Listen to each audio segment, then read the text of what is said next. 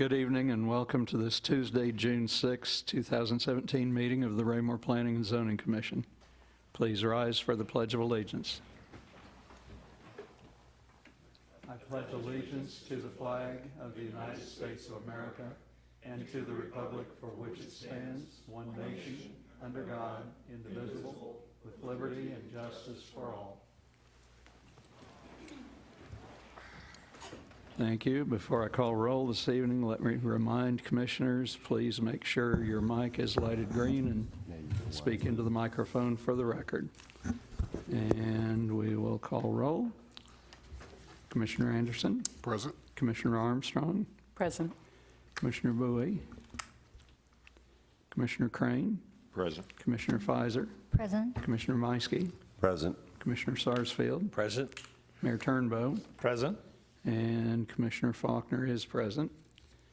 Let's see. We have no personal appearances this evening. 2 items on the consent agenda, and if I could get a second, I would move to change case 17016 Cunningham at Creekmore second plat from consent to new business, simply so I can ask a question. Actually, that doesn't require any second, so. Really? Correct. We don't have to vote to change the agenda? No, it just takes one, that's all you need. Okay. Well, so that would leave us with one item on the consent agenda, acceptance of minutes from our May 16th, 2017 meeting.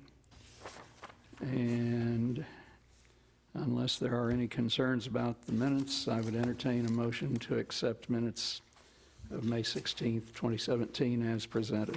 So moved. Second. Okay, who was first? Mayor Turnbow. All right. All right, motion by Commissioner Anderson, second by Mayor Turnbow to accept minutes of our May 16th, 2017 meeting. All those in favor, raise a hand, please. 1, 2, 3, 4, 5, 6, 7. I got 7 in favor. Any opposed? And Commissioner Crane abstaining? All right. So minutes are approved. Nothing under old business this evening. If I may, can we start new business with case 17016? Cunningham at Creekmore, second plat. And Mr. Grass, Mr. Cataract, unless you wish, I don't know that I really need for you to present a staff report on the case. I simply wanted to raise one question. And Mr. Warger, you might weigh in on this as well. We appreciate you being here. Sorry, I'm flipping pages. I think I remember it, but okay. So, staff report, page 5, item number 7. No, actually, that's not the right one. That was a concern. And let the record show Commissioner Bowie is present.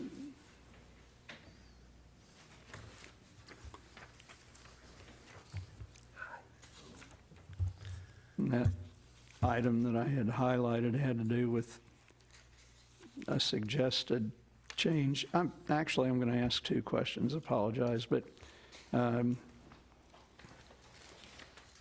item 7, page 5, under staff comments, mentioned that South Metro had this is the question, had reviewed the final plat, had concerns about street alignments, suggested that Grandshire be moved north to become a continuation of March Lane.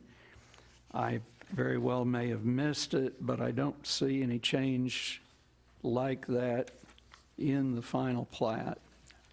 So I just, one of my 2 questions was where did that comment from South Metro go? Anywhere?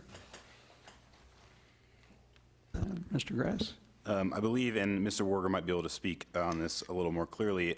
In those comments, if you read through a couple of the other ones that were in the staff report as well, Grand Shire Lane was a relocation of the main entrance of Cunningham at Creekmore, the subdivision itself, and that was relocated further south to avoid crossing a stream that exists in the Creekmore neighborhood. So it is a possibility that that was located there to avoid crossing the stream altogether. That's as far south as it needed to go to avoid that stream. But for clarification, I would call on Mr. Warger to answer that question more clearly, if he wouldn't mind. And I would agree, Mr. Warger, if you don't mind coming up. So page 4 on the left shows us the original plat with the connector to North Madison quite a bit further north, right, Mr. Gress? That's correct. I guess all I was concerned about was whether we were heeding South Metro's comment or not. Steve Warger, RIC Consulting, 5015 Northwest Canal Street, Riverside, Missouri, here on behalf of Cooper Land Development. Basically, I guess I read through this and saw that, but really didn't know anything about the comment, but I'll address it at this point. They did, if you look up to the, like it used to be before, that one street's coming out in the connection to Madison up there to the north. Right. Plus that other street would go to the north to 155th Street, crossing that creek. Well, basically, two things happen there. One is those crossings get rather expensive, doesn't make it very feasible for doing it. And sometimes when planners do this in the original deal, they're more two-dimensional than they are three-dimensional without much engineering input. And the second reason for moving this road a little bit farther to the south is basically that's at the crest of the hill also. So your sight distance is better, everything's better from that end of it. Okay. So I guess my takeaway, and I think what I'm hearing, but correct me if I'm wrong, my takeaway is that if it's called Grand Shire Lane, the new plat stays as it is with the connector to South Madison located further south than the old preliminary plat. Correct, Correct. And for good reason. correct. Okay. That's good. All right. Any other questions for Mr. Warger while he's at the podium? Okay, and then I have one more question. Mr. Warger, don't run away too far, because I'm probably going to ask you after I ask Mr. Eanes. So, Mr. Eanes, on the memo from Public Works, under the paragraph about transportation system, you've made a comment which really didn't shock me at all, that says modify the cul-de-sacs to match the teardrop shape shown on the improvement plans. I know that in the interest of stormwater management, best management practices, I know that we are now going to that new style cul-de-sac, the teardrop. However,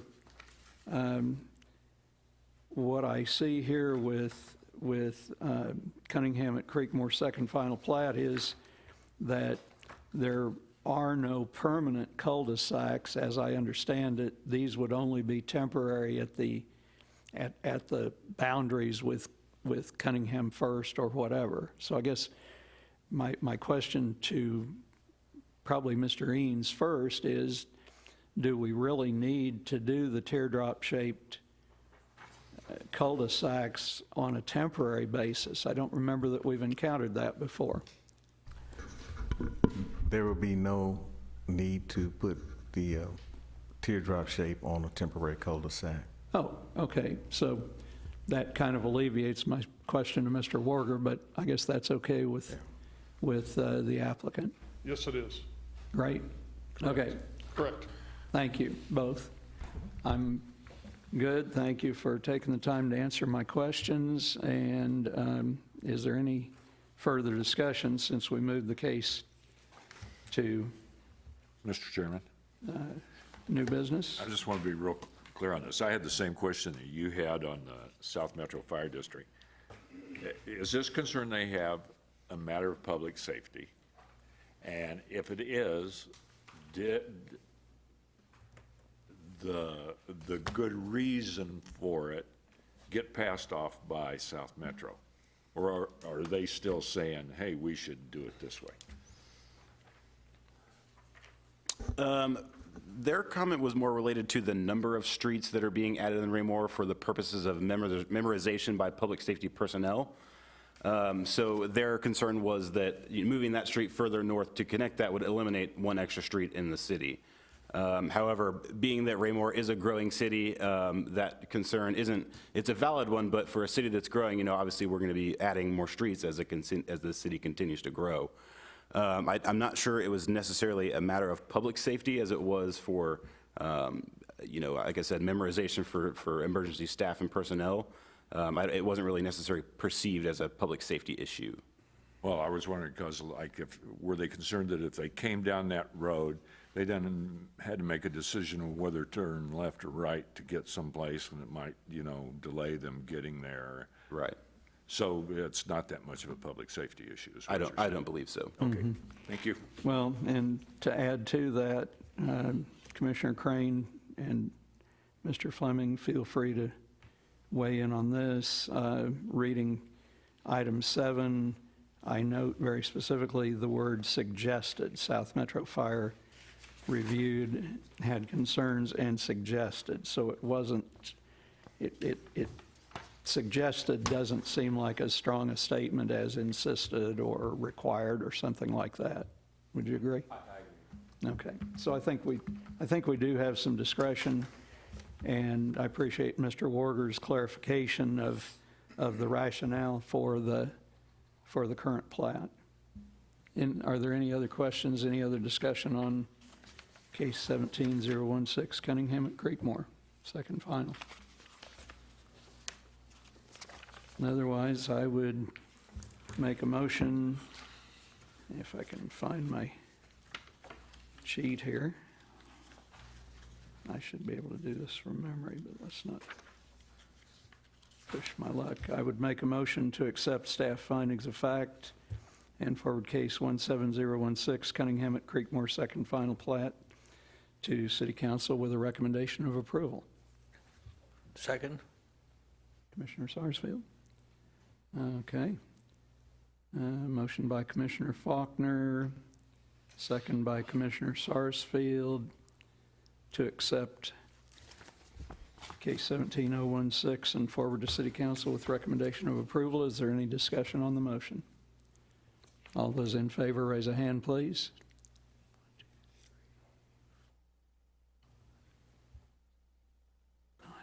It's been a while since I had to count. I've got 9 in favor, none opposed, no abstentions. Feels good to have a full commission again. All right. Thank you, Mr. Warger. And that takes us to now our second case under new business this evening, case 17014, the annual review of the Unified Development Code and staff report. Mr. Gress, Mr. Catarat? Thank you, sir. The currently adopted goals by our city council identified the need to evaluate current zoning and subdivision regulations that we had in place at the time. And after discussion with the planning commission, it was felt that this goal could be achieved by completing an annual review of the Unified Development Code. So a program was put in place for staff to prepare a report that kind of outlined the current status of the Unified Development Code. And if there were any suggested changes, to bring those suggested changes to the commission as part of that review for discussion. And so we've been doing the annual reviews since 2012. We do conduct those in June of each year. The process that staff goes through to complete this review is we keep basically a note sheet, if you would, of items of discussion by the planning commission, comments that are made by the commission or the public, questions that are asked of staff. And when we make interpretations of the code, we try to take note of things that maybe could be improved upon as far as language within the code. So we kind of accumulate those comments over the period of a year and try to bring those forth in the annual review for your consideration. The beginning of the report simply provides an update, an outline of the previous amendments that we have done. To date, since adoption of the code, we've gone through 24 amendments. The most recent amendment was in February of this year, and it was really the result of the discussion we had in June of 2016 as part of the annual review. It took staff a few months to bring forward suggested changes for the code. So that was the most recent amendment that we've had. As far as the declaratory ruling aspect of the code, which is really written interpretations of the code, we haven't made any, for a number of years at this point in time, we haven't had a need to make an actual ruling. Part of that reason is because over the years, we've been clarifying the code, which helps to eliminate the need to make specific interpretations. If you have a clear code, the need for the interpretation is reduced. So then we get to the part of the annual review where we talk about items for suggested changes. So this year there are more changes suggested than in previous years. I do apologize somewhat for that. A lot of them are continued clarifications, but there are a couple of significant items that we can provide some more detail on. So I'll quickly go through these. The thing to keep in mind with what we're proposing as suggested changes is we're not asking you to vote on these this evening. We're not asking specifically for any formal action.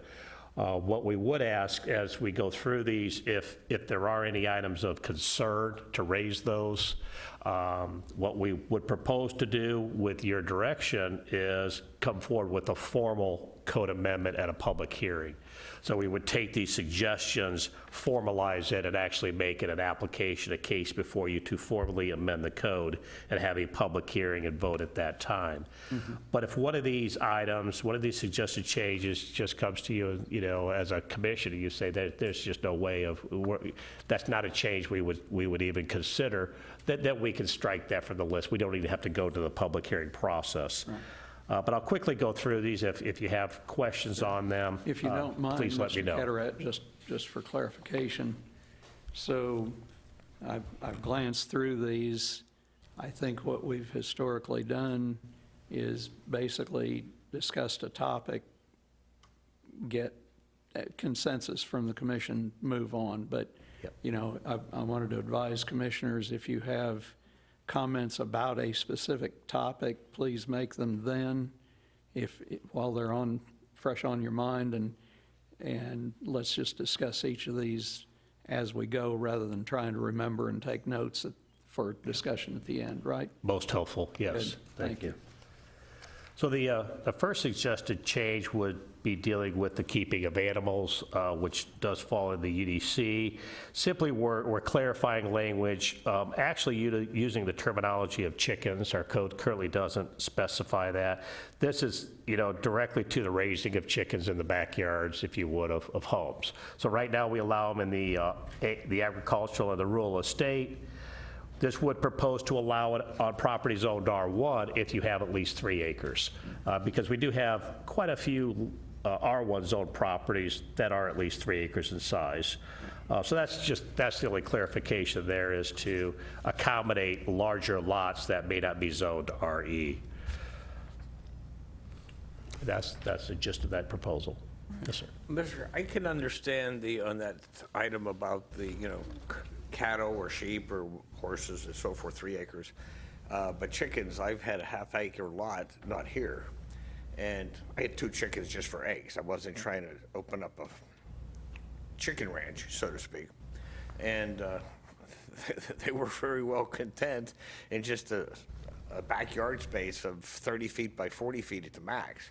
And I was wondering if 3 acres is very large, especially when you go in the neighborhood and they're talking about animals, and some people have 4 and 5 dogs and 3 cats in their yard, and the neighbor beside them has 2 or 3 dogs, or whatever, and the one next to them on the other side has 1 or 2 dogs. And I'm thinking, well, what's the big deal with the chicken? You're actually benefiting more from it. They don't make that much noise, a lot less than a dog does. When the one starts barking, they all seem to start barking. It really is it's a policy decision that was made a number of years ago. We've had discussions on a few occasions regarding the allowing of keeping of chickens on smaller acreage lots, residential lots, subdivision lots. And to date, there has been no movement by the Planning Commission or Council to change that code. So I'm not proposing to change that with this, just saying what we're proposing to do here is we allow chickens on RE, which is rural estate, which are 3-acre minimum lots. I want to allow R1 lots that are 3 acres the same allowance. But it is a decision that was made. It can be brought up at any time to allow chickens on the smaller lots. Certainly some cities have gone that way. There's some that allow it and some that don't. We follow that category of not allowing it at this point in time. Yeah. Other commissioners? Mr. Commissioner Bowie? Is now a good time to speak up on this one? Oh, yeah, yeah, Okay. absolutely. This is one that kind of stuck out at me because I went through a similar situation in Kansas City, Missouri. There's no mention of miniature pot-bellied pigs. And I'm trying to figure out, are they included in section 1A1 or are they not called out in the, it came up because I have a tenant of mine in Kansas City, Missouri that owns a small pot-bellied pig, and I had to go through the whole process of understanding what the code in Kansas City, Missouri was, and it's not specifically called out here, and I don't know if that ever came up. This is maybe just a FYI or point of emphasis that maybe it might be something that may be brought out or pointed out more specifically, or if they're included in this group of animals that's included in this particular section. I don't know if we called it out specifically in our overall code. We call it out in a different section of code. That's what I was where they're specifically allowed in Raymore. Okay. But it's under the animal control code that we have, so. That applies to dogs and cats as well? Yes, there are other provisions regarding the number of animals you could keep, dogs and cats included, domestic animals. Okay, Yes. thanks. Commissioner Pfizer? Is there a limit to how many chickens you can have? Or any kind of guidelines there so that, Not if you have the agricultural RE zoning, no. There's Okay. not a limit. I mean, I don't know what Yeah. a lot of chickens really is, A flock? but, okay. Thank you. Right. I guess, in my view, Commissioner Faulkner speaking, in my view, I like the proposed change. I can appreciate Commissioner Sarsfield's question, which I think is basically, does it go far enough? Could we be more liberal? But the change seems very reasonable to me based on the fact that we do have a lot of R1 zone properties, and it seems like it would be a lot of trouble for an individual property to have to reapply for RE zoning just because they wanted to keep chickens legally. So I think this is a step in allowing urban chickens, and it makes sense to me. Any other commissioners before we move on? Okay, Mr. Carteret, I think we've given you about all. Yep, that's good. I think the guidance would be, go ahead and proceed. I haven't heard any strong objections. Go ahead and proceed with a draft ordinance, and we'll discuss it further. Sound right? Very good. Okay. The second item is directly related to an application you considered recently in the original town, or actually, so in the original town, there are the design guidelines that must be adhered to. This specific code amendment would require a process, a public hearing process, and establish actual findings, if you would, items that the commission would take into consideration when reviewing a request to waive the design standards.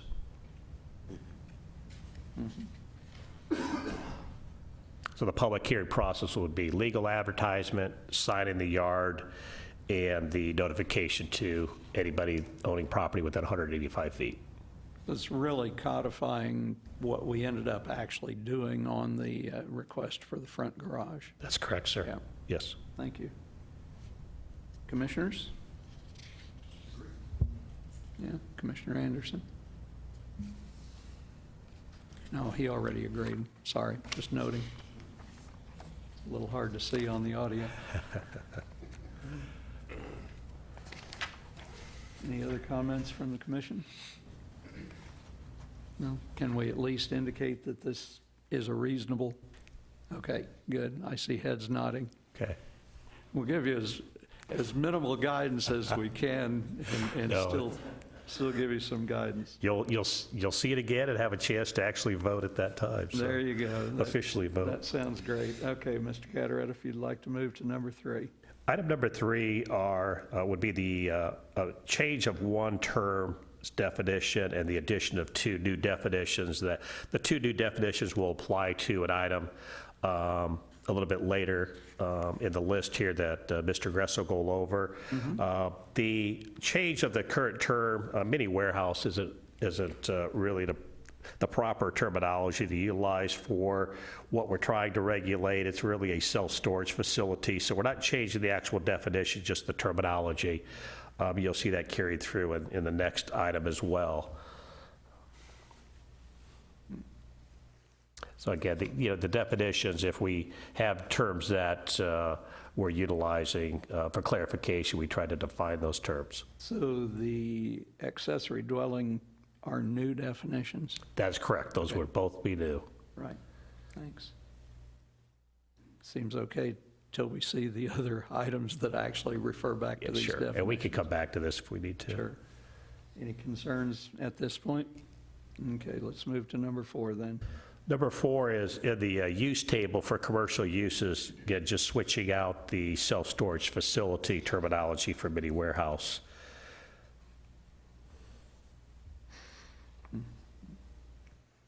Is there any more later on self-storage facility, or is this pretty much it?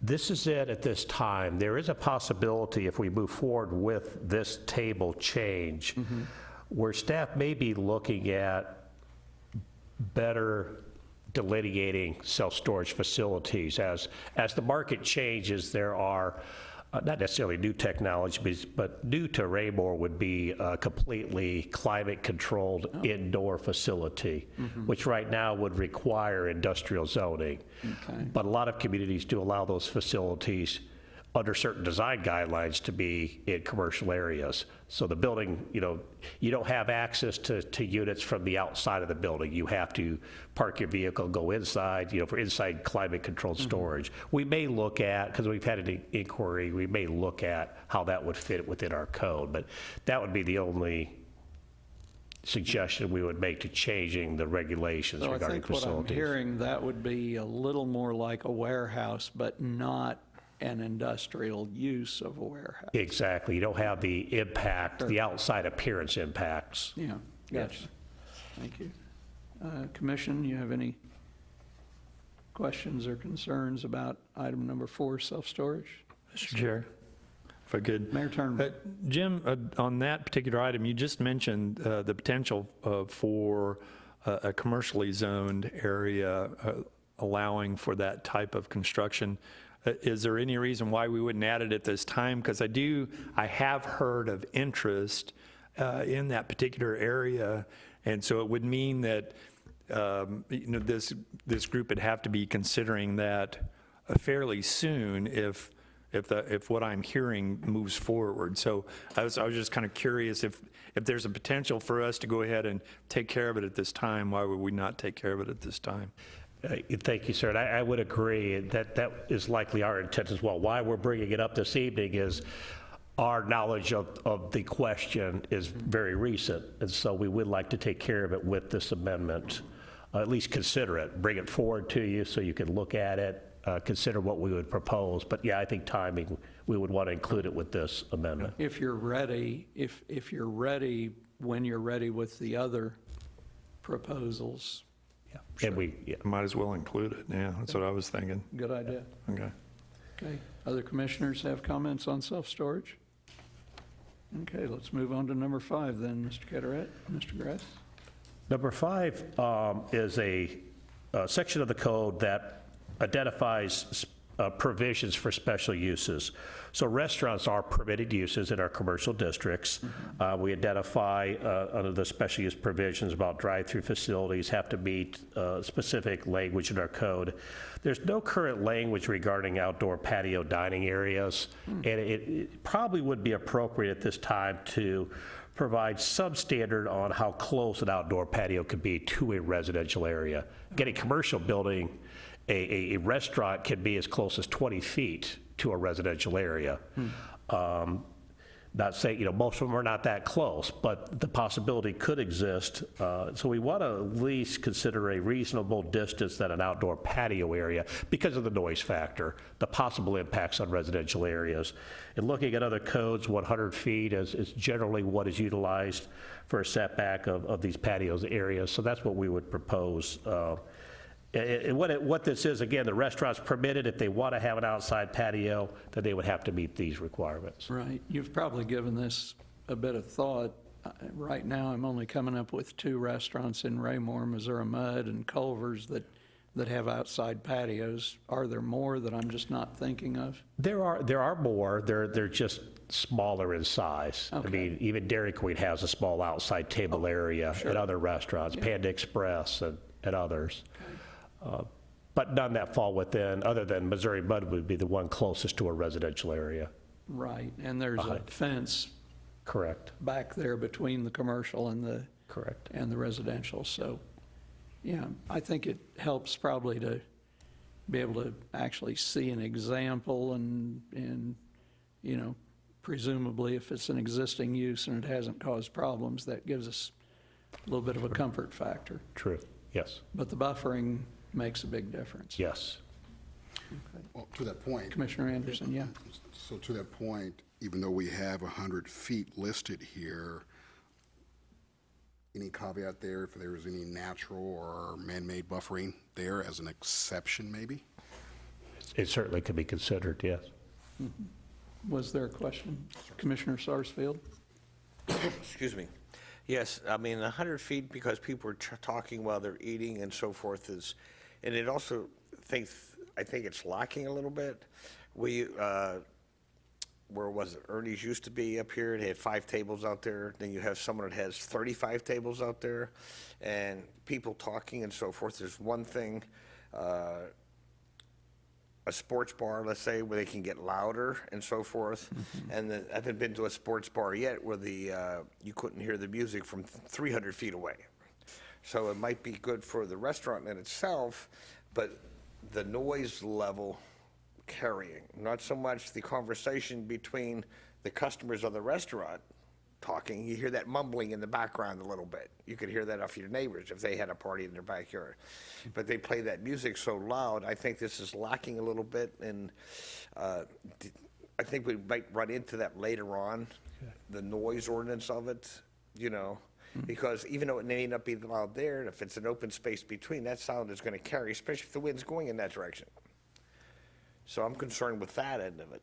Right. Yeah, the other thing I guess I'd like staff to think about, for the life of me, I can't picture the name, but right up here on the parking lot for the car wash by the fire station, that summer treats that's Tropic Snow, thank you.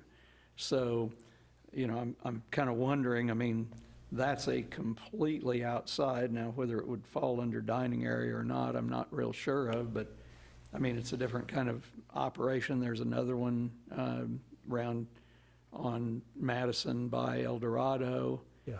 And so I think,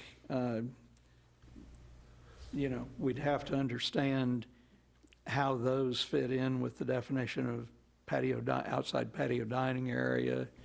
I wouldn't want to drop in an ordinance that pull the rug out from under them, for instance. Yeah. Very good comments. We'll consider all those comments. Thank you. Okay, other commissioners? Mr. Chair, if I could. Mayor Turnbull? Another comment about that. I know, Jim, that with the advent of our park development that we've got going and the more frequent use of trucks, of food trucks, to serve those individuals that are at those events, Maybe that's something that we need to include as part of the process for that too, as far as where they park and from residential areas and things like that.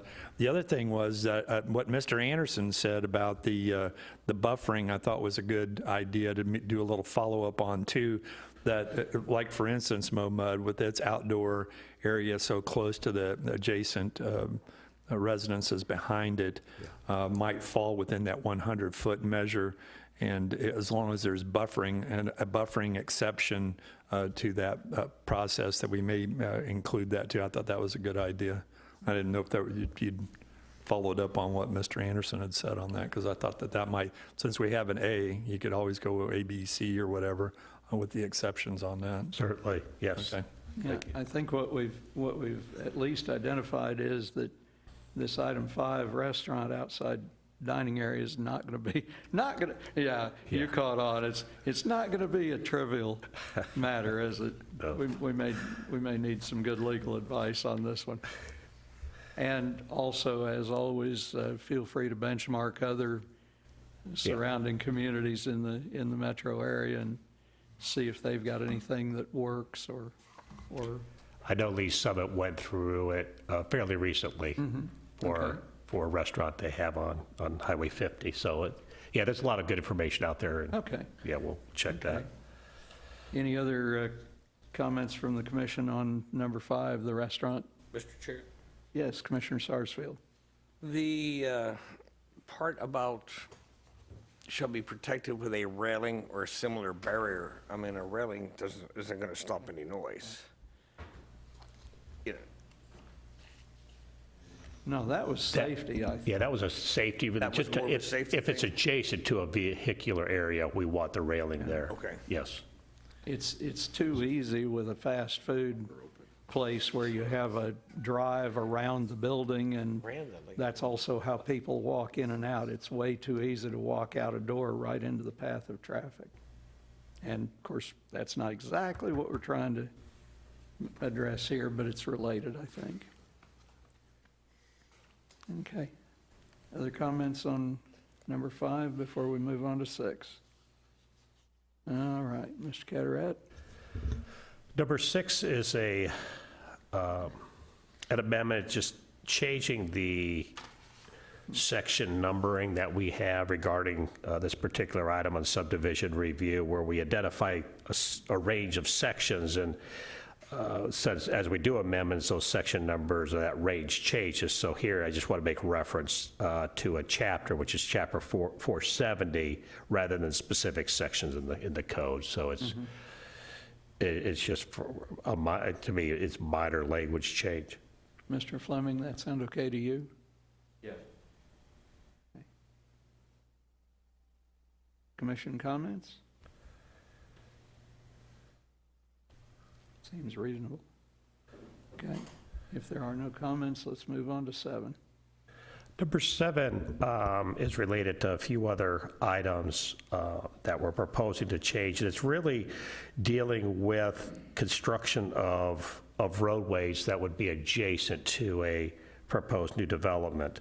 So we're adding some clarification language regarding construction of new roads. That item A2 specifically dealing with the fact that if you have a subdivision, I'll take it, if you're familiar with either Madison Creek or Madison Valley subdivisions on North Madison Street, they actually have Madison Street as their east adjacent road, which was there when those subdivisions went in. On the west end of those two subdivisions is the extension of Sunset Lane, the future extension of Sunset Lane. Right now, Sunset goes up to Price Chopper and stops, but it's proposed to go all the way up to 163rd Street. On the preliminary plat, both of those subdivisions showed accesses out to a future Sunset Lane, but it's not clear in the code about responsibility of who's going to build Sunset Lane. It's always been discussed, always been the, what we thought was the requirement that those on the east side, so the Madison Valley, would develop the east half of the roadway, and whoever owned the property on the west half would develop that as well. We're just adding language in here regarding that one half of the roadway, if it's adjacent to the subdivision, is the responsibility of that developer.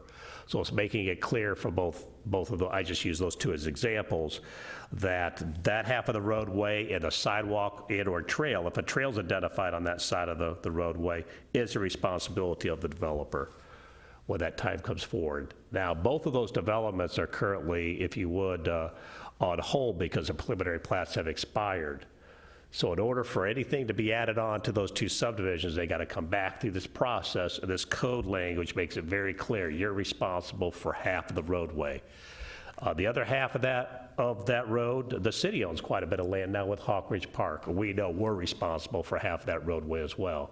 And so as you see, when we get to a few other items, how that dedication happens, how payment of fees happens is addressed a little bit later. We'll touch on that topic in a minute. I guess, you know, it makes sense. I've got a couple of concerns on this one. One of those would be simply timing. I can picture, let's just say Madison Valley, I mean, this is speculation, but for example, if Madison Valley built out the entire 80 acres over to the extension of Sunset Lane and only put in half of Sunset Lane, that doesn't really get us where we want to be. Right. It seems now, in the case of where the city owns the other half, you know, presumably there'd be some cooperation and all that, but it worries me, number one, that we get ourselves into a bind where the developer on one half puts in half of the street and the other side doesn't, and then what have we got? Yeah, what happens in those instances is we would not make the developer put in half the road. We would make them put forth a financial security. So for example, when Creekmore came in, they have put financial securities in place for the extension of 163rd Street. Because we weren't ready to build it, Right. but we wanted to have that security in place. So when it is time to build that, we will utilize those funds for that project. The same thing would occur in here. At some point in time, Sunset Lane will need to be constructed, and it's going to be a joint venture from many different property owners. The city may or may not take the lead on that project as Hawk Ridge Park develops. But what we would do, and the language does allow for that, we would take in, when that plat comes forward, a financial security and hold on to that security until the roadway actually is constructed and use those funds towards that project. The one aspect of it would be public safety, fire safety. As the subdivision built out, I think it would be a mistake not to have access from the west end as well as the east. And you know, just darned inconvenient for the residents and everybody else. You know, the other thing that I think about when you talk about, you know, a joint venture involving many people, okay, we know that gets complicated. Seems to me like, I'm not coming up with the specific example, but like bridges on County Line Road or, you know, things, you've got a corner there where you've got Kansas City, Grandview, Raymore, and Belton. Right. All right there, and you know, various of those, they get to be a little bit tough, don't they?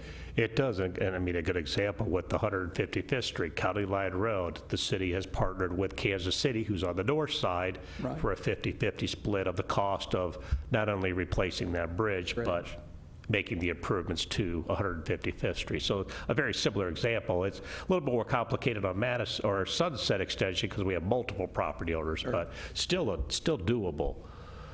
Well, the other thing I'm thinking about was, at the south end of Dutchman, I can't think of the name of that. Evanbrook subdivision and Sunset Lane extension. Is that also Sunset Lane? Yes, it is. But we've got that small area there that, you know, you could have a good street that kind of stubs out to nothing or a Correct. back alleyway sort of a thing. I don't think that's ever desirable, right? That's correct. Well, it's a pretty good traffic calming device, but that's not Yeah. really our intent, is it? No, it's not. And through this amendment, what we're trying to do again is the city doesn't want surprises, and certainly a landowner or a developer, they don't want surprises. We're trying to make it clear on what the responsibilities would be Right. as the property develops. From that standpoint, I think it makes completely good sense. It's just, that one seems kind of a bag of worms, too. Yeah. Other commissioners' comments on Section 7, road improvements? Sorry. Commissioner Cotter. Armstrong. Thank you. If you could help me understand what the fallback is if those financial securities aren't met? The financial securities would be a requirement before the developer is able to even build that phase. So taking Madison Creek, they have built 3 of 5 phases. They're about 2/3 of the way back. If they wanted to come in today and build on that back 2/3 area, which would be adjacent to Sunset, if this is adopted, they would then, before they start putting in any streets in that next phase, they would have to put forth that financial security to the city in order to then even build what they're proposing to do. So the security would, as in Creekmore's example, they made a cash deposit. We put that in a special fund. It grows interest because over time, the cost of building that roadway is going to increase. So, but out of fairness, we set a number, they pay that number, and that number is good indefinitely, and we have that security indefinitely until the roadway is ready to be built. But that's how we, through that development agreement, when they want to build that next phase, that's how we get the security. Before they're able to get what they want, we get what we need as well, so. And in follow-up, is this pretty standard in benchmarking surrounding communities? Is this how they handled the issue as well? Very standard, and we've done that. It was done a little bit more often in the past history of Raymore. We haven't had the need to do it recently, but we see the need moving forward, and this is the one example that I keep going back to, it happening. But certainly, the process is utilized throughout the region. Thank you. Okay. Other questions, comments on Section 7, street improvements? No? Okay, Mr. Carteret, let's go ahead to number 8 then. Number 8 is a cleanup of an item. When we did the 24th Amendment, we changed the process regarding notification for erosion issues, mud on the street, how long an individual had to clean it up. But I didn't take it out of the language that we modified, did not clean up this section of the code. So this was more of an oversight that we need to catch and clean up. So we're not changing any requirements with this amendment. We're deleting language that's no longer utilized. Good catch. Commission comments? Okay, let's go to 9 then, Mr. Carteret. So 9 is a different section of the UDC dealing with the construction of improvements, but going back to the roadway example that I just went through. Again, going through that, if that road segment is on our transportation plan, it's a collector arterial road that's adjacent to the subdivision, that the subdivider is responsible for one half of that roadway. And this gets a little bit more involved with the funds being guaranteed and available. And the amount is done when that subdivision is brought forward. Our Public Works Director, Mr. Eads, and the engineer for the project come to an agreement on what the actual cost would be, and that's what the actual security would be, the amount of the security would be paid at that time. So, and that's customary in all of our developments. What would be different here would be the additional actual deposit. We go through these calculations for every project that comes forward, even the one that came before you for Cunningham this evening. But this would be a specific cash deposit to the city for future use, where all the other subdivision roads are 100% the responsibility of the developer. Questions or comments? Yep, sounds good. Let's go on to number 10 then, Mr. Carteret. So number 10 is clarifying requirements in the again, the public improvements that are installed as part of a new subdivision phase. And so public improvements would be water, sewer, and streets, and street lights. So we're just clarifying under 2A, the subdivider is going to pay the city all the fees that are indicated in the development agreement. The development agreement is a document that the city council sees. The planning commission doesn't always see the development agreement. It's a document that's really more between city council and the developer on what they're agreeing to, what the city agrees to, and the actual fees that are paid for these public improvements. So we're clarifying the language in 2A. And 2C just clarifies when we would issue building permits. We don't issue building permits until that plat is recorded, the subdivision plat, and that all the fees have been paid. So just again, try to clarify the language in the code. And it's not changing a requirement. That is how we have practiced for many, many years. All right. Commission comments on 10? Sounds pretty quiet. Sounds like a good one. Mr. Carteret, if you want to move on to number 11 then. 11, again, another clarification. It's actually currently in the code, this is just one paragraph, so we're breaking it out into A, B, C, D just for ease of reading. And really no substantial changes proposed to the language, just trying to make it a little bit more reader-friendly. You like that? Okay. Any other questions or comments on 10 then, or 11, I'm sorry? No, sounds good. Let's go on to number 12. Number 12 is a request that came from Mr. Eads. I don't want to put him on the spot, but he could certainly add any comments that I have. Well, we need a little clarification on the as-built drawings that we require. So typically, for example, this evening with Cunningham Second, Mr. Warger brought in a set of plans, proposed plans for installation of water, sewer, streets. Mr. Eads and his staff look at those plans, and then once they approve them, those improvements are built. But sometimes in the field, there are some minor changes that occur. Maybe when they're installing a water line, it has to change, slight direction or placement, et cetera. When the work is completed and installed, the city requires what's called an as-built. So it's showing accurately where those lines are for future reference. It's showing a certain elevation information for the manholes, et cetera. Information that our builders rely on when they start building homes and have to connect to those lines.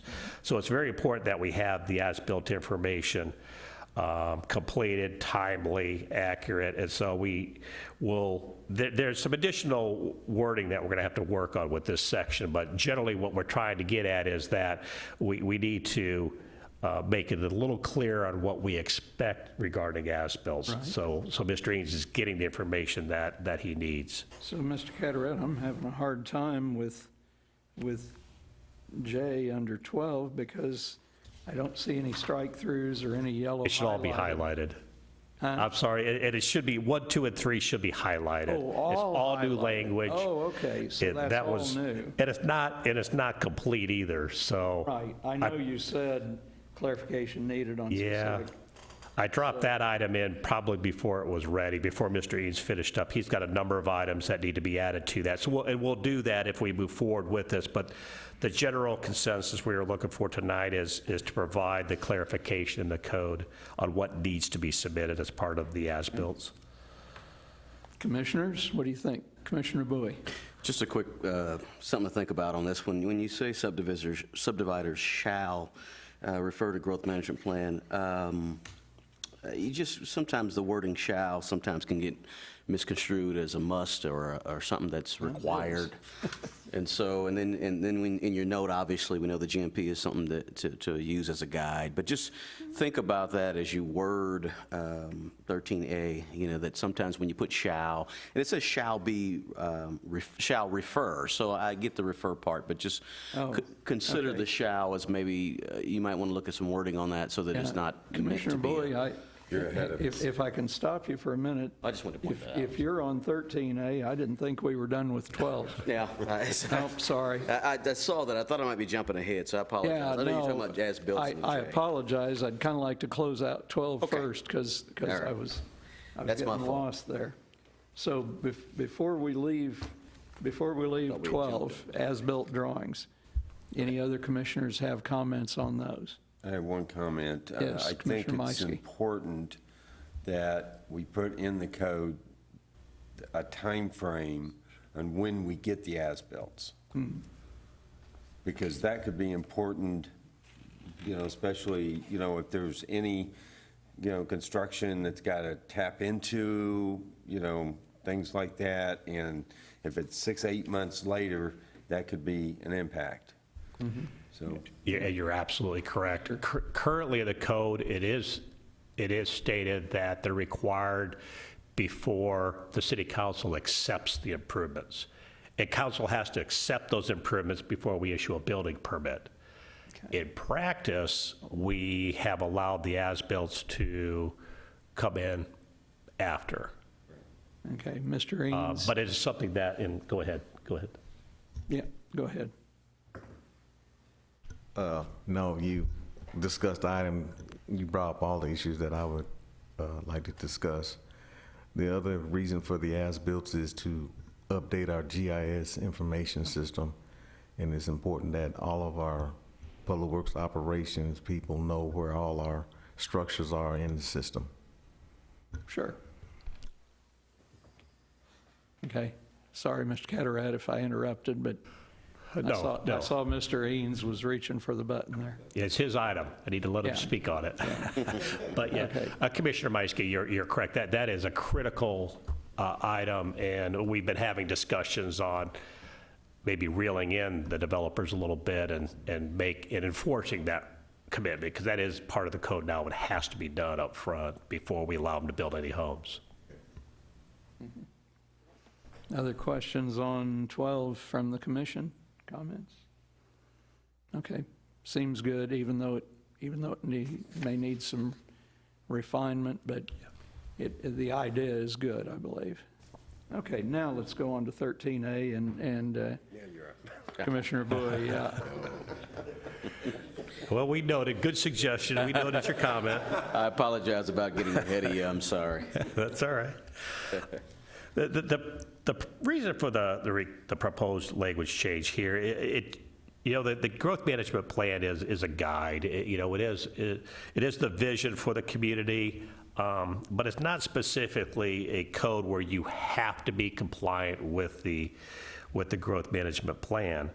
The language currently there that says no subdivision may conflict, well, there might be something about the proposed development where it's not conflicting with the growth management plan, but it's not either 100% compliant with it. The boundary line of a land use may have shifted slightly or something, or the alignment of a roadway may not match the transportation plan exactly, but it's still a good plan moving forward and supports the growth management plan. I agree with you, maybe the word shall needs to be looked at, but the idea here is that the developer refers to the growth management plan before they start designing a subdivision. So they look at where trails should be, where parks should be, et cetera, road alignments and all that. So Commissioner Bowie, I think if 13 started off and said subdividers shall adhere to the growth management plan, then we'd have concerns, right? Yeah. Well, and I think we understand your concern about the word shall there, although shall refer. Mr. Cataract, I seem to remember, on a major, what I'm going to call a major deviation from the current growth management plan, and the example would be Creekmore. Creekmore did not look like the growth management plan in effect at the time. It was very traditional with a grid, and Creekmore came in with 1,000 acres and a plan to put in a 2-armed lake, and looked entirely different. I believe, if I remember right, we being Planning and Zoning Commission, we actually amended the growth management plan based on that additional knowledge. And I would think, minor deviations from the GMP, certainly staff should be able to handle those. Significant departures from the GMP, don't you think commission should definitely review that, at least as a finding of fact, of whether a proposal generally conforms or does not conform to the GMP? Yeah, you're correct on a couple of different levels. If there is a major deviation, the request would come to the Planning Commission to amend the growth management plan. Right. And we have seen that, and Creekmore was a good example of that. On a rezoning request, one of the findings deals with compatibility and consistency with the growth management plan. So that's where, staff would make a determination as recommendation, but the commission makes that determination as well. Is this rezoning request or preliminary plat consistent with the growth management plan? So you're making that determination at a major level, but also even a more or less significant change level. And we try to point that out, and I believe Mr. Gress did that on the staff report for Cunningham, where there was a slight deviation from the approved plan, not the growth management plan, but from an approved plan. And so we try to identify that when we. No, I think that's important. One of the things we've seen over quite a few years, Raymore grows, the commission membership changes. We have a lot of continuity through staff and staff researching the history on the staff reports, but I think it's important to maintain some kind of a consistent direction. The other thing is, I think a developer would lose patience with Raymore if we told them one thing on one day and came back a few months later and told them something completely different because we'd changed our minds. That's simply not consistent. That's correct, yeah. So that's 13, compliance with growth management plan. Commissioners, other comments? Commissioner Sarsfield. Jim, on that, since the growth management plan is the essential part what any new contractor must look at, why wouldn't it be written as subdividers must refer to the growth management plan? That way they can't say, well, we overlooked it by mistake, because a shall is, could be, or, maybe, or, it depends on how you want to split hairs on it. But when you say must, it means this is the Bible as far as what we're using as far as subdivision layout. Yeah. You have to go there. You don't have a choice. Yeah, Mr. Fleming? Shall means must. That's how I interpret it. If it says shall, you're required to do it. Okay. Should and may, kind of the same Recommend, thing. no, should and may. Should and may. Yeah. Should possibly, may. Okay. That's a little more Okay, ambiguous. but shall and must, pretty much synonymous. Yes. I'm trying to remember, do we have any clarification in the UDC that actually makes that distinction? Yes, it is in the code. It is Yeah, in I the don't code? have the code. Okay. But yes, we do have that. I think it's at the very beginning of the code, in fact. Chapter 400. Yeah. It's not critical tonight to find it, but I just kind of thought that sounded a little familiar. 40.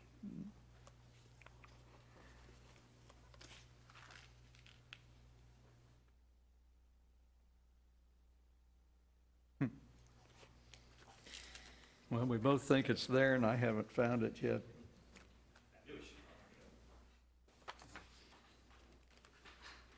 There's, okay. On page 400-4, which is under 400.080, section I, says the words shall, will, and must are mandatory. The words may and should are discretionary and advisory terms. How's that? Okay. I'm happy now. Thank you. Okay, now where were we? Any other comments on item 13, compliance with the GMP? Okay. Sounds good. Let's talk about number 14 then. So 14 is proposing to add language regarding double frontage and reverse frontage lots. Double frontage lots simply is a lot that has road frontage or not access, but road frontage on two roads, typically the front and the rear of the lot of the property. So a lot of properties on Lucy Webb, for example, in subdivisions may have be a double frontage lot. There's been quite a few in the Creekmore subdivision that fall into this as well. And typically, we do not allow access for more than one access. So your collector roadways like a Lucy Webb or Madison Street or other roadways, Sunset Lane would be another example where we want to have the principal access not to a collector roadway, but to an internal street. And this is, again, this is in practice, it hasn't been an issue, but we want to clear the code that if you have a double frontage lot, that you're limited to one access. And typically, when we approve that lot, it's specified which roadway the access is provided off of. It's typically a note on the plat. Again, most recently, it's been the Creekmore plats that have had these, cul-de-sacs, et cetera, with double frontage lots where we've been very clear that the access has to be off of this street and no access from the secondary street. Right. What about corner lots? Corner lots? The definition of double frontage excludes corner lots. They're not Excludes considered to corner be a lots, double okay. frontage. And a corner lot is allowed to have an access from each street. I guess I'm actually in opposition to this. And I do understand it. There's a couple of concerns to me, and I think, it's a pro-con, but if I were in a subdivision on the edge with a collector road or something, I know for the one hand, you want to limit access because that's a high-speed road, somebody popping out, we know that's trouble. But by the same token, if I had fenced in the rear yard, I'd want a gate in there. I might even want a detached garage if the lot permitted it. And I'd probably think no good reason why I couldn't come in from the second access. That's just kind of my first take on it. The other concern I have is a situation where a house sits on a lot, has a side load garage on one end, and it's probably a different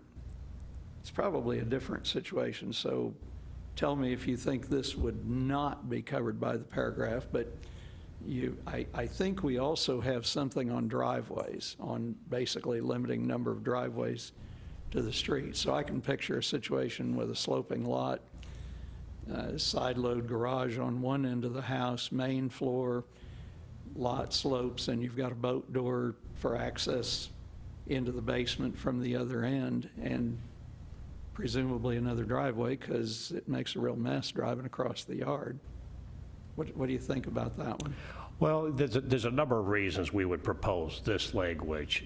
Traffic safety is one of them. Typically, a double frontage lot, as I said, the front of the home is on a local street, where you would expect access. The back side of the lot is on a collector street or a more major traffic street where we don't want to have access. This code language is really intended to catch some of the older lots within the city, because in the new subdivisions, we're not going to go through a plat review without catching it. And so all the new plats don't allow it anyways, because the idea, and again, it's what other property owners expect too. You have the front entrance to your property, but if you have a row of homes and suddenly somebody, just cuts through their fence and wants that back access, you don't expect that necessarily when you're driving down the collector roadway, that somebody could suddenly be turning in or turning out of a driveway to a backyard. It's it's not expected to be there. So it truly is a safety concern first, but aesthetics and again, that whole residential feel, second, is our second concern for that. And it does, it already says no access to a collector roadway. So this is really just adding the last sentence. It's not Right. not a huge change in the intent, is it really? And it's not, and nothing is driving this per se, other than, again, just looking at trying to be very clear on what is allowed and what's not allowed. And double frontage lots, they're pretty rare, first of all. You don't have a lot of, until we got into Creekmore, they were very rare. But now, just because of the way the land lays, you're seeing double frontage lots are very expensive to build. Because you're building roadways on both sides of a lot, you're not getting the value from that frontage of that roadway. So most people, most developers do not, unless they're forced to, even build these type of lots. It may not even be, if there's concern with it, there may not be a need to even move forward with it. I don't know how much of a actuality this would really happen today. Well, so I wrote down to try to come up with some examples. Sure. What do the other commissioners think about 14 then? Any other comments? I'm off in left field again, but I like playing that position. Let us come up with examples, so I think that might help. Well, if we move forward with it. Yeah, the two things I see after discussion, it's adding a sentence to existing code. It's not really a drastic change.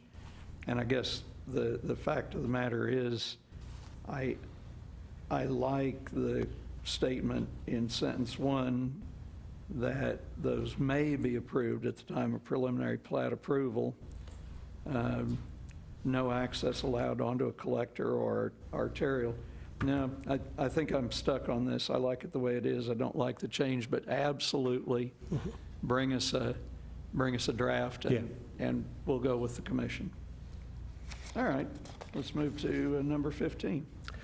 Number 15 is another section of code dealing with the example of the Sunset Lane that I talked about, the half street that needs to be provided. That right-of-way has to be dedicated as part of that subdivision plat when it's adjacent to the roadway.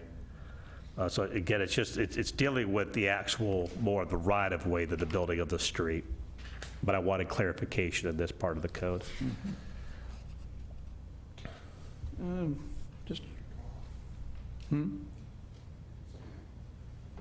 This was something that cut off in A.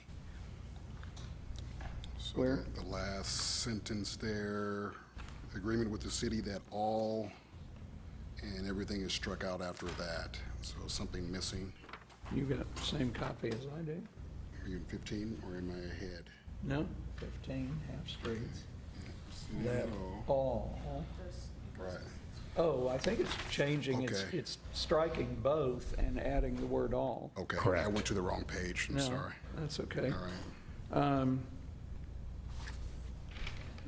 Yeah, so in A, I'm trying to figure out what's the benefit of striking the last sentence? Is that redundant?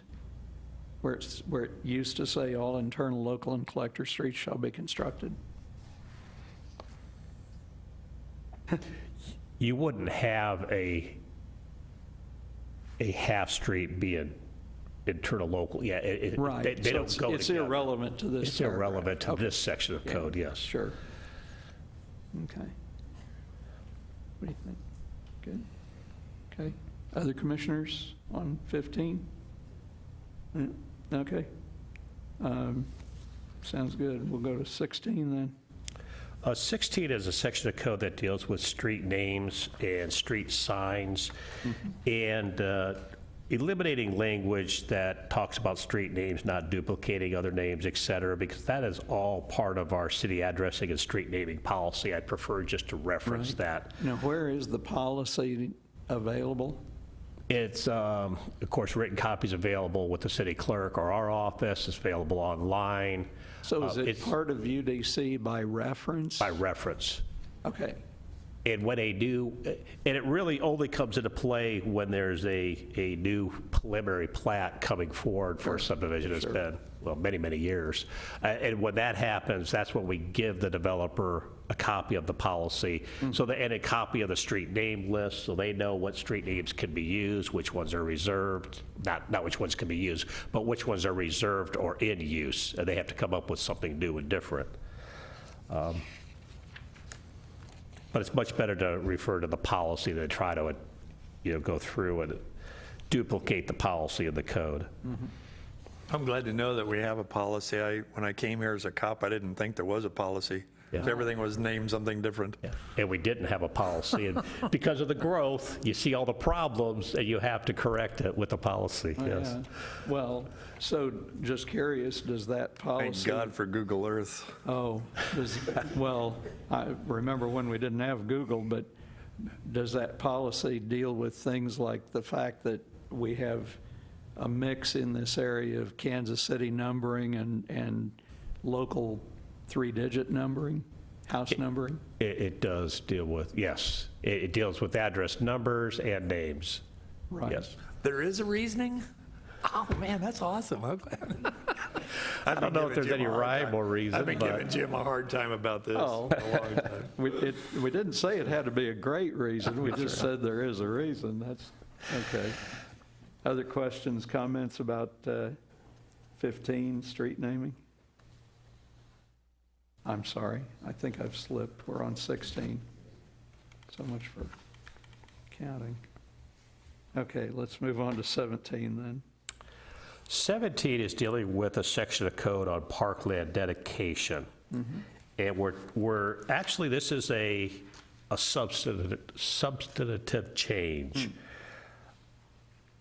to some degree, because what we're trying to do, when we have a subdivision plat, typically you get a preliminary plat come in, parkland dedication is always part of that master plan, and then they come in and build one phase or two phases, but the parkland isn't in phase 1 or 2, it's in a future phase. And what's happened in multiple occasions is that because of economy and other reasons, subdivisions fail, and that developer disappears, and suddenly we have these lots that were created but didn't pay towards the creation of future parkland when they should have. They are creating the need for future parkland. So what's happening is that then the land that is left bears the burden of providing the parkland for other lots that didn't pay their fair share, if you would. What we're trying to do with this particular code amendment and future plats as they come forward is either get the land dedicated up front, or by agreement, there's some other mechanism in place so all the residents are guaranteed that parkland would be provided in the future. So it's either part of the first plat, or we discuss it and agree to it in the development agreement and how that parkland will be dedicated in the future. So it's a similar type of financial security as roads. Parkland falls into that same scenario. And I think 17 and 18, 18 both go together. Okay. The similar provision, just a little different section of code. Any questions, concerns from the commission? Yeah, we're good. We love those. Okay, let's go to 19. 19 and 20, I'll let Mr. Gress go over. This is a substantial change, so thus I just pass it on to him, so. Thank you, Mr. Gray. Thank you, sir. So as we talked about at the beginning of this report here, we are adding or proposing to add 2 additional definitions to the Unified Development Code. Those being, well, let me rephrase here. We're proposing to amend the existing definition and add some more clarification to that existing definition. Currently, accessory dwelling is already a definition in the UDC. We're proposing to clarify that more clearly by delineating between an attached accessory dwelling unit and a detached accessory dwelling unit. And both of those were defined earlier on in this report. We can obviously refer back to those if we need to. But section 19 here deals with the an amendment to the use table in UDC, and we're proposing to allow attached accessory dwelling units in all residential zoning districts and detached accessory dwelling units in the A, RE, and RR zoning districts as a permitted use, and the R1, R1.5, R2, R3, or excuse me, just R2 as a special use. So they would apply for a special use permit in those zoning districts. And I'll move into section 20. These two kind of go together here. The reason we're proposing this amendment, if you think back to a previous meeting we had, we discussed our involvement with the Communities for All Ages initiative, the master plan that was recently completed, and even some of the goals that are located in the growth management plan deal with providing housing options that are affordable and accessible to residents of all abilities and all income levels. And through our research, this is one kind of method that many cities around the nation are utilizing to provide those options to people that are wanting to either start a new family in Raymore or retire and downsize to something a little more smaller and maintainable. And we believe that these accessory dwelling units would help to do that. Currently, like I said, we allow accessory dwelling units in 3 of our zoning districts, but this amendment would just further allow those in several more of our zoning districts so that more and more people would have that option to construct some type of accessory dwelling unit in their property. And if you read through here, the proposed changes where, we're getting a little bit more lenient on where we allow these to be constructed, so we want to be a little more restrictive on how they're constructed as far as the appearance of them and how they match with the existing conditions of the existing structure on the lot, as well as the surrounding units that surround that property. We want to be respectful to adjacent property owners, so we're mindful of that. So that pretty well sums up that amendment. If you have any questions, like I said, I'll be more than happy to clarify some of these for you all. If you would, let's sneak back to number 19. And so I understand the Ps, those are permitted. Could you clarify a little bit the S, which I've found it, but the S to me basically is permitted, but with certain conditions. It would meet special conditions, correct. Special conditions. So with the R1, R1A, R1.5, and R2, typically those are a little bit smaller lots, so it would be, first of all, it'd be a little bit harder to fit an accessory dwelling unit on those lots. And second of all, just with the increased density, there might not be as much of a need for an accessory dwelling unit. There's smaller units already allowed in those zoning districts already. So they would apply for a special use permit to show that they meet those conditions and that, constructing an accessory dwelling on their property would be feasible and something that would be allowed. Okay. And I guess it seems like I remember similar discussion, but it's been a long time ago. Number 7, an accessory dwelling shall not be occupied until the primary or existing dwelling on the lot is occupied. I do kind of understand the intent of that, but then what happens if the occupant of the primary dwelling dies or moves to a nursing home or something like that? Now you've got a situation where the accessory is occupied, the primary is not, and if that's going to happen, why bother with number 7? True, and certainly with that, you get into the issue of, whether or not the person that lives in the primary dwelling unit is related to the person that lives in the accessory. Obviously, if they are, it might be a little easier to address that, and either they sell the house or maybe somebody else buys it. But in the instance that it's the property owner renting to somebody else that's not related, certainly that situation might get a little more sticky in how you address Mr. that. Fleming, isn't that a little bit of a concern with, I'm trying to remember, but it doesn't seem like it's even legal to differentiate between blood relatives and non-family members, whatever, in terms of who can share housing or who can share a lot with an accessory dwelling. Are you saying there'd be a solution in search of a problem? Probably. Yeah, I'm a little concerned about, well, that whole discussion takes us into dangerous territory, in my opinion. I don't know that I share your concern. Oh, good. Okay, I feel better. What do you think about number 7 as it stands just by itself? Do you see any legal issues with that requirement in the UDC? I'm sorry, what have I seen? Well, so the way I read 7 now, it's very straightforward. Nobody can live in the accessory dwelling until the primary dwelling has been occupied. However, I think I've already pointed out, there's a pitfall there. You know, if both were being built new, and I think we may have a similar situation with like building a garage or building a barn on a property before the house is built. So there's, you know, it's a broader issue, but I'm concerned that, you know, the requirement not to occupy the accessory until the primary doesn't seem like it would really hold up in court, because I've got the situation where then if the primary is vacated and someone continues to live in the accessory, how is that different than what we're prohibiting with 7? Insofar as whether or not it would hold up in court, I don't know why it would not. I mean, if you can,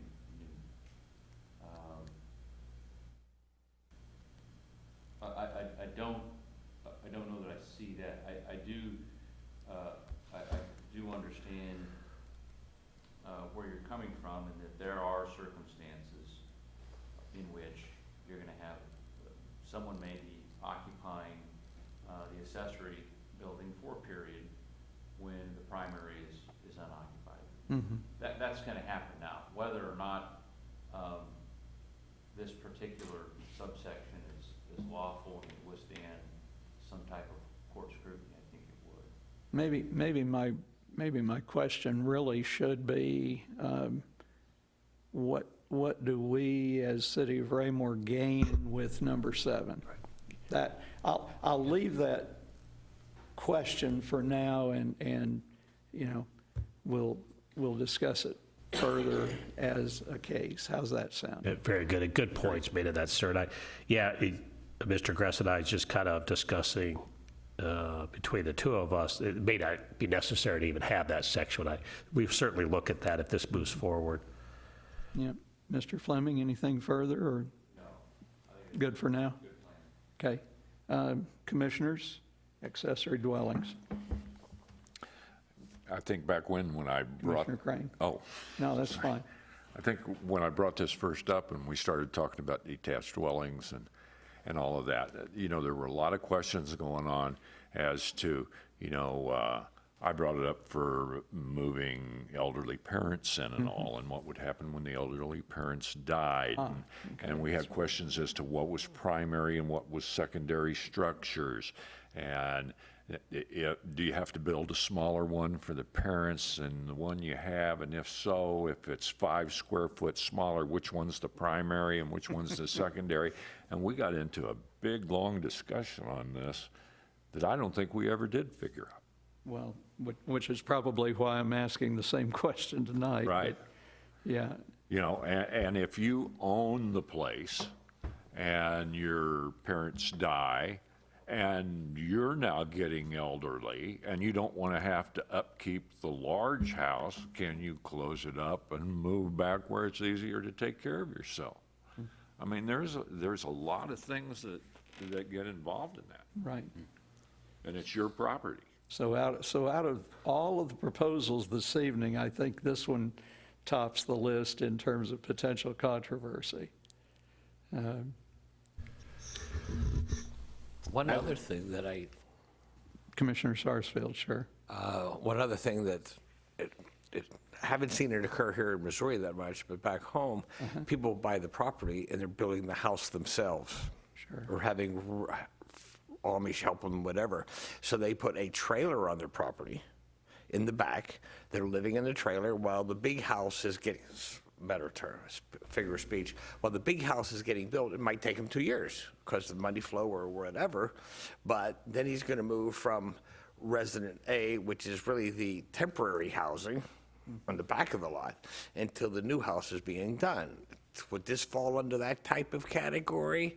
You know, because someone could say, well, hey, I'm going to build a house here, but I know I'm getting an inheritance, but it's not going to come for 3 years. But I already sold my house in Minnesota, and I got to live somewhere. This doesn't necessarily address that and we don't allow that situation currently in the city unless there was an emergency situation, let's say tornado came through, destroyed your home, or a fire destroys your home, our code specifically allows a modular home or something temporary to be brought in while your home is being rebuilt. But we wouldn't allow somebody to bring in a modular temporary unit when they're just building a new home on a lot. So we don't allow that. And this specifically is accessory, so in order to have an accessory dwelling, there needs to be a unit already on the property, so this wouldn't address that either. So currently, we would not allow that scenario in Raymore to temporarily live at a small location while you're building the big home. Thank you. Interesting. Other comments, questions? Okay, that one's one to look forward to. That went up. Positive or negative. All right, Mr. Kress, Mr. Cataret, good luck with that one. Let's talk about 21, solar energy. Thank you, sir. So the last one we have for you here this evening deals with the location and regulation of solar energy systems in the city of Raymore. Currently, there is existing language on solar energy systems and renewable energy systems for the city of Raymore, but they're not quite as clear as we would like them to be. The city of Raymore is currently actively participating in SolSmart, which is a national recognition program for communities that are friendly towards alternative energies or alternative sources of energy, much like solar energy. So part of that was to conduct a review of the existing language that currently regulates that use in the city of Raymore, and it was determined that our regulations weren't quite clear enough. So we've gone through and just sort of added some regulations and clarifications for those as far as where they can be placed on the property, how they can be placed on the property, whether they're mounted to the roof or to the wall, whether they're mounted to the ground as a primary source of energy, and just how they connect to the existing utilities that are there. We've done a little bit of research from communities that surround our area, and they're pretty well in line, pretty standard with what other communities are doing. The new proposed? Yes. Yeah, okay. Yes, so they're pretty standard with what other communities surrounding us are doing in regulating solar energy. And this will help us move forward to be more welcoming to alternative sources of energy. So Community Bank of Raymore and Dr. Carroll's property, I know, have large solar. It seems like there's maybe something up on North Madison on the east side of the road. How much experience do we have with solar yet? Are there a lot more that I'm just not thinking of, or is it still pretty much in its infancy here?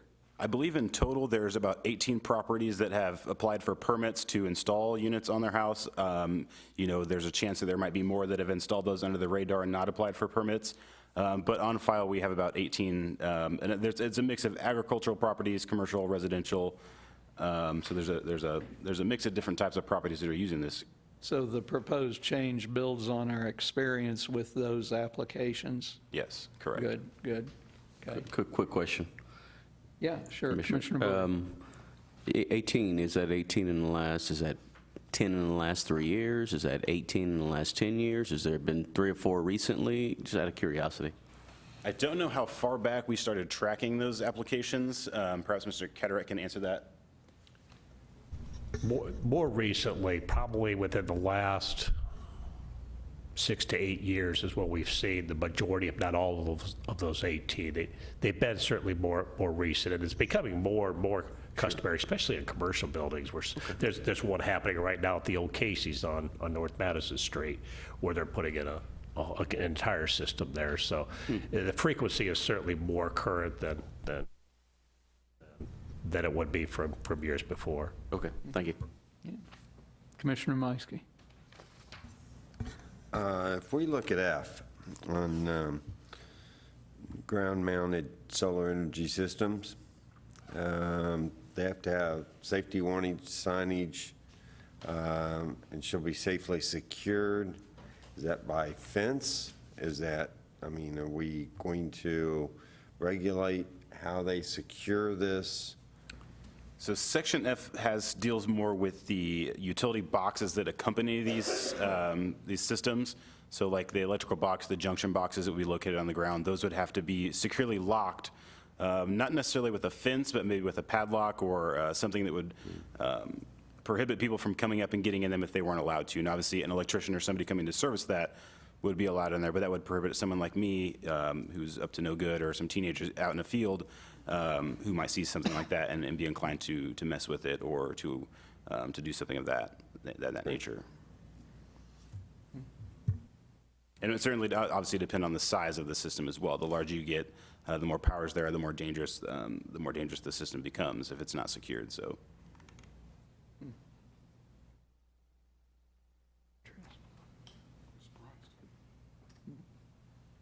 Good question. Commissioner Anderson? Not a question, just, I guess more of a comment. Really, Yeah, really, it's fine. really surprised there. So even though the UDC permits said systems, I'm assuming that any applicable HOA, POA will supersede this, saying that, for an example, in Creekmore, is that, you know, we can't have, you know, solar systems, roof-mounted solar systems. Really? Yes. Wow, did not know that. I believe you are correct. Certainly, the city doesn't enforce those regulations on our end, but HOAs and subdivision regulations, I believe, would supersede those city regulations, correct? But covered decks encroaching on the property, setbacks, I'm sorry, I couldn't resist. Sorry.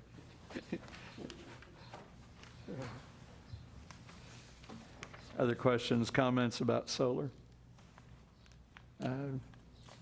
If it builds on the experience we've got, it certainly seems like a good thing to do. Okay, that takes us to the topics for discussion.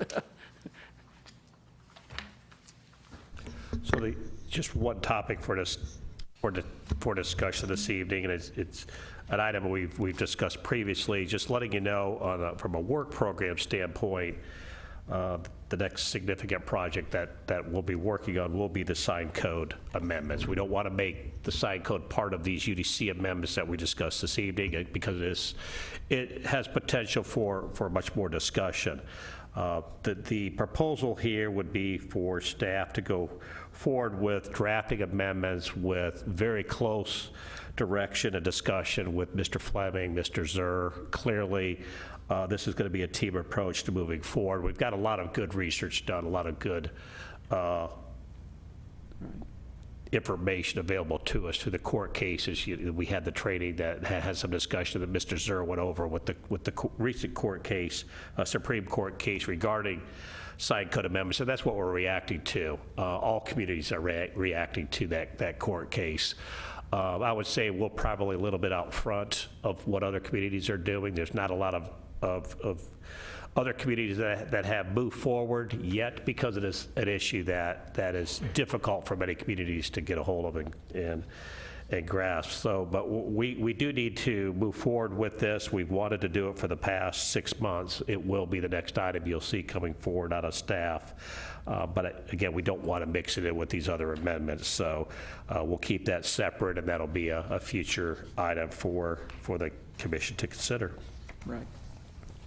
That sounds good to me. Other commissioners' comments on signs? Oh, my. Okay.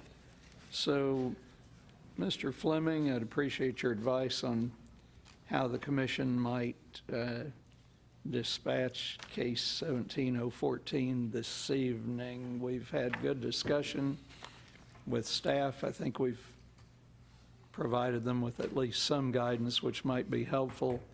I certainly haven't heard any, oh no, don't do that reaction from the commission. Do we need a formal motion to present that guidance to staff, or are we good as we sit right now waiting for a formal case? I think off the top of my head, I would say. Are you on? Off the top of my head, I would say I think we're good. Okay. Staff good? Yes, I think we've gotten the direction we needed. Commissioner Anderson, are we good? You're golden. Okay. Okay. So we will not act formally on the case this evening, but do appreciate staff's review and all the good discussion on these items. And we will look forward to a long night coming soon. All right. That concludes new business this evening. That would take us along, Mr. Fleming, if you're in a position to give us a city council report, please do so. Yes, Mr. Chairman. Two items of note. The first, Mr. Cataret stole my thunder a little bit. It has to do with 155th Street and the repair work to be done there, and the shared interests of Kansas City, Missouri, and the city of Raymore in seeing 155th Street have the repairs addressed. It's my understanding, and Mr. Cataret, correct me if I'm wrong, the plan is that the city of Raymore has elicited bids. Staff has recommended an award of the project, and city council unanimously approved the award of that contract to SE3 LLC. They will undertake the construction on 155th Street, and then the city of Kansas City, Missouri will cut a check to the city of Raymore. Is that right? Okay. With the ultimate goal in mind that the city of Raymore will assume control and jurisdiction over 155th Street. Oh, Okay. now that is interesting. Thank you. Before I move on, are there any questions or comments? Commissioners? How far does that go, from where to where? Goes from Kentucky to Kurzweil. Okay, thank you. The second item was the unanimous approval of the 2017 sidewalk project. The capital budget for fiscal year 2017 includes $117,000 in funding of construction of new sidewalks. This kind of goes or addresses the overall goal of pedestrian connectivity.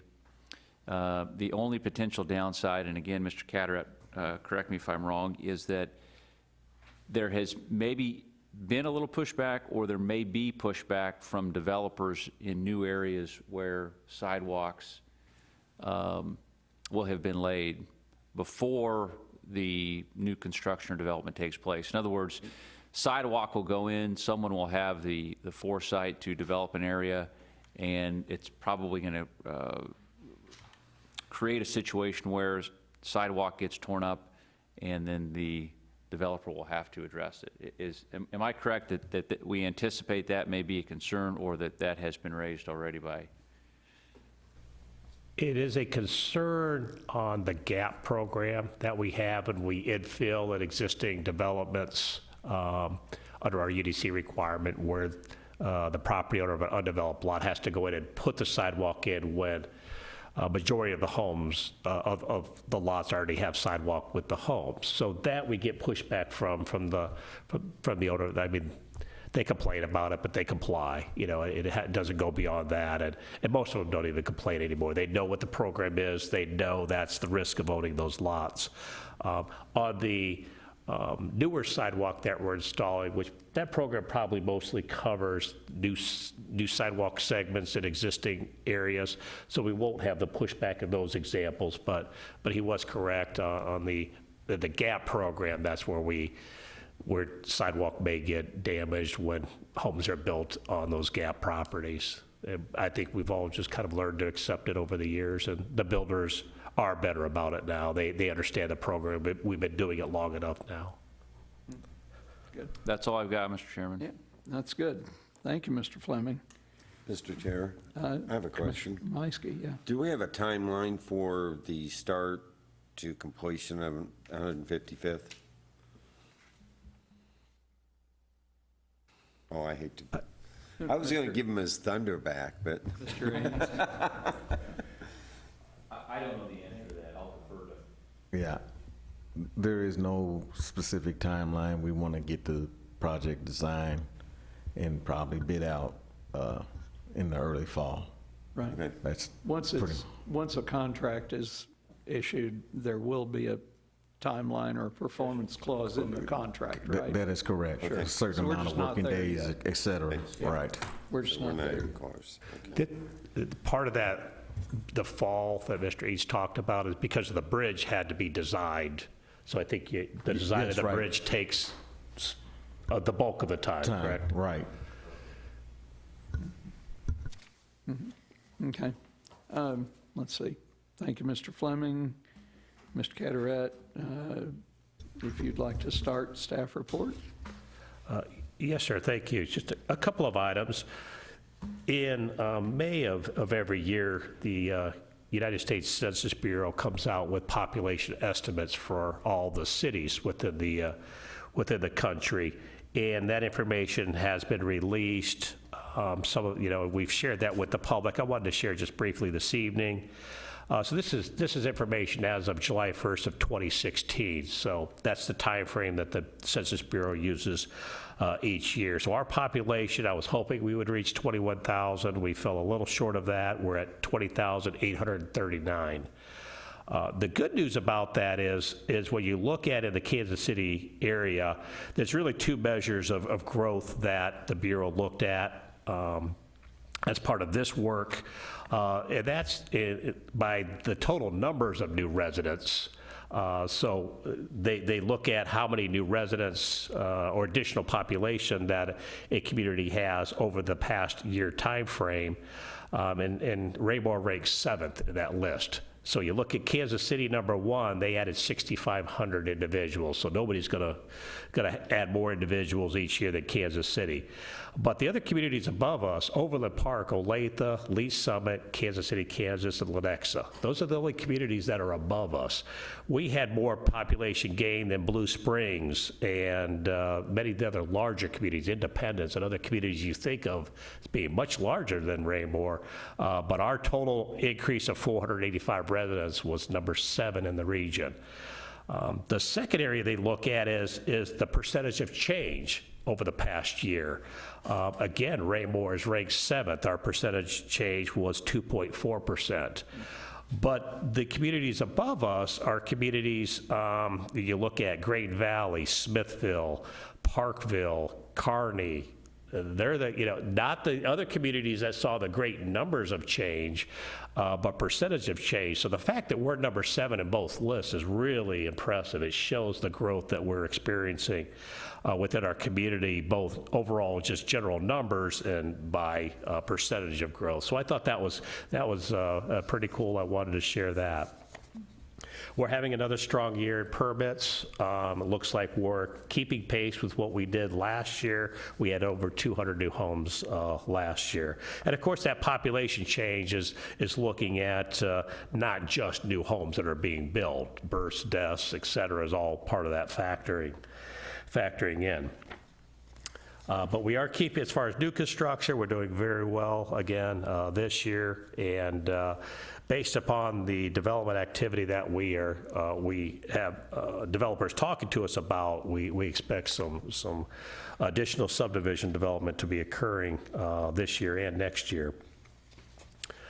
Looking at your calendar for upcoming meetings, we will have a meeting on June 20th, your next regularly scheduled meeting, a public hearing. And it's regarding the requested change of the traffic flow in Municipal Circle. There's kind of a unique section of code, city code, that was put into place about 10 years ago. If there's any change in a public street, which would include widening, narrowing, any type of obstruction that may be placed in a roadway, and we interpreted all of this to include a change in traffic flow pattern. So we're proposing to go from a 2-way traffic flow pattern at Municipal Circle to a 1-way. And by doing that, that enables us to add a considerable amount of parking spaces. Right now we have parallel spaces around the circle. We're proposing with the 1-way flow to do angular spaces, and we add about 70 spaces, I believe, give or take, by doing that. But our code requires a public hearing by the Planning Commission. So you have final action, final approval on this request. We've already done a good neighbor meeting with the businesses and property owners around the circle to advise them of what we were requesting. But this would be the formal step of a public hearing, and it would be a counterclockwise flow around the Municipal Circle. There would be an addition of a driveway connection between the parking lot and back and Broadmoor by the new Centerview for police vehicles to have connectivity. Well, it would be allowed for any of the public, but intended to provide a little bit quicker access for police in lieu of, with the one-way traffic flow pattern. But we'll bring forth a conceptual drawing and a little more information at that meeting on the 20th. Also on the 20th, we have a Board of Adjustment meeting where we have 2 variance requests that board will consider. Again, that's a 6 o'clock meeting. Hopefully we'll be done before your 7 o'clock meeting that night. And July 4th is a holiday, so there is no planning commission scheduled for Tuesday, July 4th. That's the current activity of the department. Call on Mr. Eads for an update on Public Works. Mr. Eads. Good evening. Gore water line is progressing well. They are dechlorinating the water line this week. We're looking at the water vault to be delivered around the 15th. Foxwood Water Tower is cadet blue. the and we're upgrading the SCADA, so we're looking at possibly this project being done by the end of June. As stated earlier, the 2017 sidewalk, the bid opening is on 6/27, and 2017 curb, the bid opening is on the same day, 6/27 of this month. So that is my report. Exciting. Thank you, Mr. Eads. It's time for public comment. I really don't see too many public that would comment, so let's move on to commission member comment this evening. And Commissioner Anderson, can I start with you? You sure can. I have no comment. Okay. Vice Chair Pfizer. Yes, I'd like to remind everyone that this Saturday is the summer scene at TB Hanna Station Park, and it's sponsored by the Arts Commission, and everyone should go. The citizens decorate Adirondack chairs. Last year I did my planning and zoning chair. This year I've dropped the ball completely, and the chair is just sitting on my patio waiting to be painted, so I probably won't have an entry this time. But anyway, it's a great event, and everybody should be there. Great. I do have a comment. Thank you. All right, we'll let you go back in, All right. Commissioner Anderson. Yeah, sorry, I didn't have a comment, but I do want to extend a welcome to Commissioner Armstrong, and welcome to the board. Yeah. And with that lead in, I'll give Commissioner Armstrong a chance to comment on this evening's amazement and astonishment. Well, I would just like to say thank you for the warm welcome and for having me. Welcome aboard. Secretary Crane. I had a little exercise with animal control this week, and I'd like to think those are the nicest ladies. Oh, yeah. And they do such a tremendous job in town, helping people that have lost their pets, want to adopt pets and everything else. And I was just really impressed with the operation down there. Great. Glad to hear that. All right, Commissioner Meiske. Well, I have a comment. Actually, I got a question. On the schedule, I don't see where you plan on interjecting the UDC, the comments that we discussed tonight, plus the signage. Are you going to put that in the schedule? We would look at the July 18th meeting. We'll bring forth the 25th amendment to the UDC, what we talked about this I evening. want to make sure I make it to that one. Yep. July 18th is our intentions. Thank you. Yeah, anything else? Nope, that's it. No? Okay, let's see. Commissioner Sarsfield. Also welcome, I'd like to welcome Commissioner Armstrong. I didn't get a chance to talk to you before tonight's meeting. And I have one question for our engineering. Is the emergency, if I could use that term, curb replacement plan still in effect for the curb in front of your driveway? That's not counting that's not the bid that's coming up for the regular curbs, correct? Is there money still available for the emergency curb replacement for people's driveways? This was mentioned about a year ago.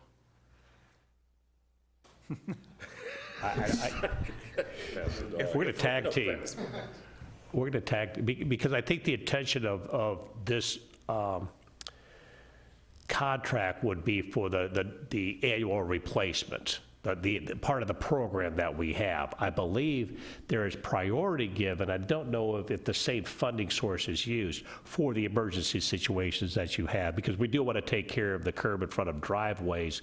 It is a priority, of course, but I don't know if it's part of the same contract. I think it is different funds are available for that. There are specified funds available for the emergency repairs.